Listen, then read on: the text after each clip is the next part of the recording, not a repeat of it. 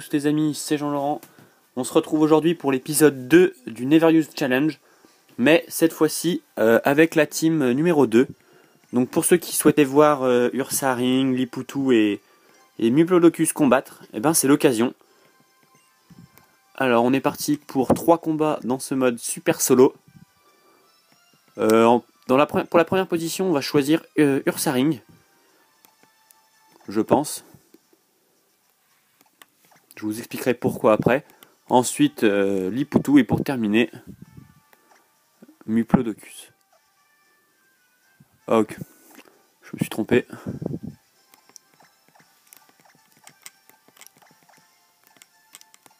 Voilà. Bon bah j'espère que vous allez bien, hein, pour ceux qui sont partis en vacances ou non. Alors, 3 combats. Stratégiques, on l'espère. Hein. Personnellement, la team que je préfère, c'est la première. Vous vous en doutez, mais j'aime beaucoup celle-là aussi, donc vous allez comprendre pourquoi. Donc là, on a un Tangalis. On envoie Chuck. Chuck qui a la capacité spéciale Cran, qui multiplie par 50% son attaque lorsqu'il subit une altération de statut. Donc là, on fait abri. Pourquoi on fait abri au premier tour? Pour activer l'orbe toxique. Et donc ça va permettre de multiplier son attaque par 50%. Voilà. Et on attaque Façade, qui le one-shot très facilement. Parce que Façade, ça a une puissance de 140 lorsqu'il y a une altération de statut. Sachant que Ursaring a le poison, donc elle est de 140, plus le stab, comme il est de type normal. Et la capacité spéciale Cran. Donc là on a un Symbiose, très défensif aussi, il a des bonnes stats défensives. On va voir ce qu'on lui fait avec l'attaque Façade. En plus on est plus rapide.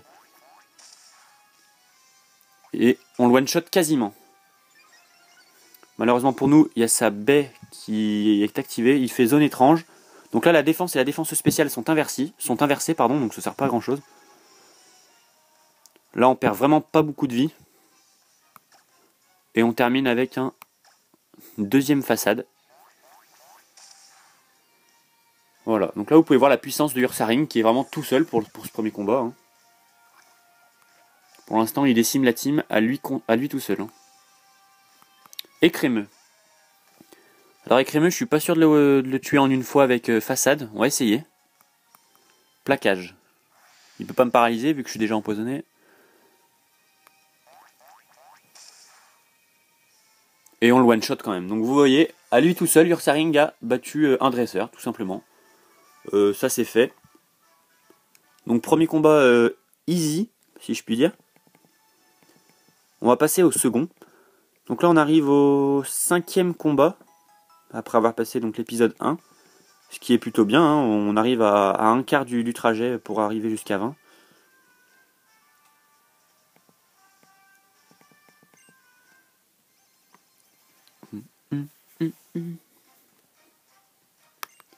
Zaïd, le petit, envoie un Majespic.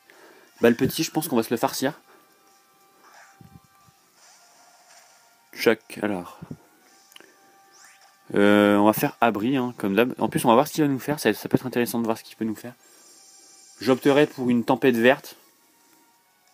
Attraction. Ah merde. Il va nous faire attraction. Donc moi, ce que je propose, c'est de switcher sur un mâle. Pokémon mâle, j'espère qu'on en a un. Ouais, on a le Muplodocus qui en plus a lance-flamme. En tout cas, on a activé l'orbe toxique, ce qui est plutôt plaisant. Et il va faire attraction. Voilà, ça ne l'affecte pas. Parfait. Donc là, maintenant, on peut lancer notre petit lance-flamme. Il peut rien nous faire parce qu'en plus, on est herbivore. Donc les attaques de type plante ne nous affectent pas. Draco-queue. Ah ouais, quand même. D'accord. Ah mince. On choisit pas. Je pense qu'on va re-switcher sur Muplodocus. Parce qu'il peut nous refaire une attraction et j'aimerais pas du tout que mon Ursaring soit bloqué comme ça parce qu'on a l'orbe toxique et j'aimerais pas perdre de la vie pour ça. Alors on est parti. Est-ce qu'il va nous faire attraction? Ou peut-être une attaque de type plante. Hein. Phytomixeur et notre attaque augmente grâce à notre talent. Parfait. Donc là, on va le terminer avec un lance-flamme. Voilà, ça c'est une bonne chose de faite. Dans l'ensemble, c'est plutôt bien joué, je pense. On passe au Pokémon numéro 2, Armaldo. Je déteste ce Pokémon, qui est assez balèze quand même. Donc on va faire Draco Choc, c'est notre attaque la plus puissante. A mon avis, on lui fait Midlife un peu plus. Pile Midlife. Ok. Malédiction, parfait.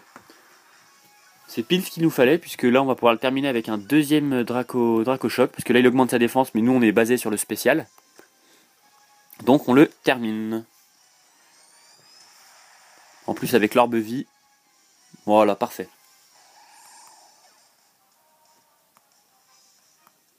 Pour ceux qui veulent voir Lipoutou, je suis désolé, on n'a toujours pas vu, hein, mais il nous sert pas pour le moment. On va faire tonnerre là, sur ce Diplodocus que j'aime beaucoup parce qu'il a vraiment un move pool assez fort quand même. Il a tonnerre, lance-flamme, il peut apprendre laser glace s'il veut, il a Cradovague, Draco Choc, il peut toucher à tout. Donc c'est plutôt satisfaisant. Et tonnerre. Et voilà, c'est parfait. Deuxième combat remporté avec succès. On arrive donc au dernier combat de cet épisode 2. Peut-être que je réfléchirai à faire des épisodes futurs avec 4 combats, parce que 3 c'est un petit peu court, mais 5 c'est trop long. Donc après ça dépend comment j'enquille les combats. Je réfléchirai à ça. Pour commencer, on va voir quel va être le troisième, enfin le sixième plutôt, mais le dernier combat de cet épisode. Un montagnard donc. Il devrait avoir des Pokémon de type combat ou roche. Crapustule, c'est type sol et eau. Ok, bon bah, je sais pas ce qu'il peut faire à notre Ursaring. Comme d'habitude, abri. C'est souvent basé sur la même stratégie. Hein. Cradovague. Cradovague, bah s'il veut, hein, nous on fait façade. Cradovague de puissance 95 quand même, c'est la meilleure attaque de type poison en ce qui concerne le spécial. Et on one-shot le Crapustule. Ursaring est vraiment très très fort. Hein. Je l'aime beaucoup. C'est dommage qu'il ait une vitesse un peu faible, mais comme vous l'avez pu le constater, il dépasse quand même pas mal de Pokémon. Là, Tritosor, je pense qu'il est plus rapide que nous, mais on va quand même attaquer façade. On est plus rapide que Tritosor, plutôt bien. Faut dire que j'ai 31 IV en vitesse, donc c'est plutôt pratique. Et enfin, le dernier Pokémon. Je pense que je vais switcher pour Lipoutou, histoire que vous le voyez.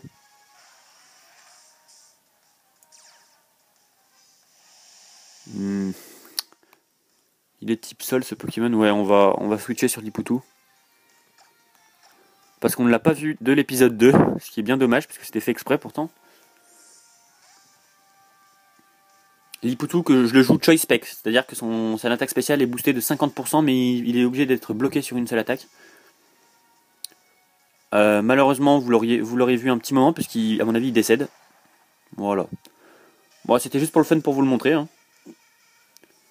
Maintenant, on va le venger avec Chuck. On va essayer de dégommer ce Diplodocus. Ce Hippodocus, pardon. Avec un façade. Pratiquement. Donc il nous reste Diplodocus derrière. S'il nous tue, il nous tue. Diplodocus est plus rapide. Donc avec un Draco Choc, on devrait terminer le travail.